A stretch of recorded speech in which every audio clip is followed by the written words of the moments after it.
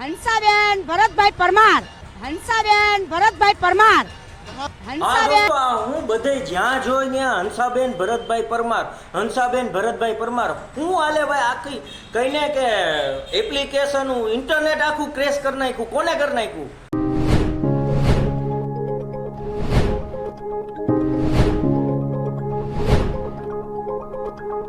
હંસાબેન ભરતભાઈ પરમારે. હા દોસ્તો, આજે હું તમને આ વ્લોગમાં એની જ વાત કરવાનો છું. ને બીજી વાત કે મને બહુ આ વસ્તુ બેનની વાયરલ થઈને મને બહુ ખુશી થાય કે આપણું કોક રાજકોટનું કે આપણા કોક રાજકોટની વ્યક્તિ અહીંયા સુધી પહોંચી ગઈ કે હચોડું કહીને કે ઇન્સ્ટાગ્રામમાં એના નામનો ટ્રેન્ડ હાલવા માંડ્યો, એની રીલ્સું વાયરલ થવા માંડી. હા, એટલે મને બહુ ખુશી થઈ કે આ બેન આટલા બધા શોર્ટ ટાઈમમાં ફેમસ થયા. તો એના માટે હું થોડી ઘણી આજે હંસાબેનની ચર્ચા કરીશ, તમે જોઈ લ્યો.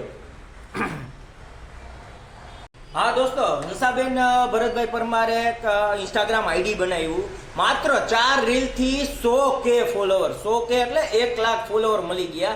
કે જે માત્ર કહીને સારા સારા ઇન્ફ્લુએન્સર હોય ને, જે વિડીયો બનાવતા હોય, રીલ્સ બનાવતા હોય, એને આ 100K સુધી પહોંચવામાં વર્ષો હોય જાય. મારે ખુદને 100K નથી ને હંસાબેનને 100K છે, એટલે એક પ્રકારની આપણને ખુશી થાય ને. બીજી વસ્તુ કે અમુક લોકો જે બધા એમ કહેતા હોય ને કે મારા નસીબ ખરાબ, મારા નસીબ લક ખરાબ છે, તો આ એક જીવતું જાગતું ઉદાહરણ હે હંસાબેન.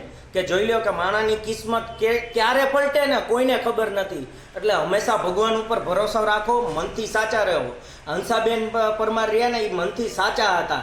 એને જે એક ન્યૂઝ રિપોર્ટરે એનું રેકોર્ડિંગ કર્યું ત્યારે એના મનમાં જે પણ હતું એ સાચા મનેથી બોલી ગયા હતા કે ભાઈ આમ ને આમ હતું, બરોબર. એના હિસાબે ભગવાને એને સપોર્ટ કર્યો છે, બરોબર. ને હું બીજી એવી આશા રાખું કે હંસાબેન હવે યુટ્યુબમાં પણ આવે. ઇન્સ્ટાગ્રામમાં તો ઓલરેડી ઘણા બધા ફેમસ થઈ ગયા છે, પણ હું એવી આશા રાખું કે યુટ્યુબમાં પણ એનો ટ્રેન્ડ લાવે ને યુટ્યુબમાં પણ કંઈક એની ચેનલ બનાવે. દોસ્તો, હું ખુદ હંસાબેનને મળ્યો નથી, બરોબર, પણ મને મનથી થયું કે કોઈક રાજકોટની વ્યક્તિ આટલી બધી ટ્રેન્ડિંગમાં આવી ગઈ તો વિડીયો એક મારા નાના વિડીયો થકી મારાથી થાય એટલો હું બેનને સપોર્ટ કરું. આ તમે હંસાબેન ભરતભાઈ પરમારનો જે વાયરલ વિડીયો હતો ને, એ થોડોક ટાઈમ પહેલાં, વર્ષો પહેલાં તમે સાંભળ્યું હોય છે. પણ આ પાછું ટ્રેન્ડમાં કેવી રીતે આવ્યું કે આપણા એક સારા એવા યુટ્યુબર રાજકોટના જ કહી શકી, સુરેશભાઈ પ્રજાપતિ, બરોબર. સુરેશભાઈ પ્રજાપતિએ આ બેનને સપોર્ટ કર્યો અને ઇન્ટરવ્યૂ લીધું ને એમાંથી આ ટ્રેન્ડની શરૂઆત પાછી થઈ ગઈ છે. એટલે હું સુરેશભાઈ પ્રજાપતિને આ વિડીયો થકી આભાર માનું છું કે આવા લોકોને તમે બને એટલો સપોર્ટ કરતા રહો.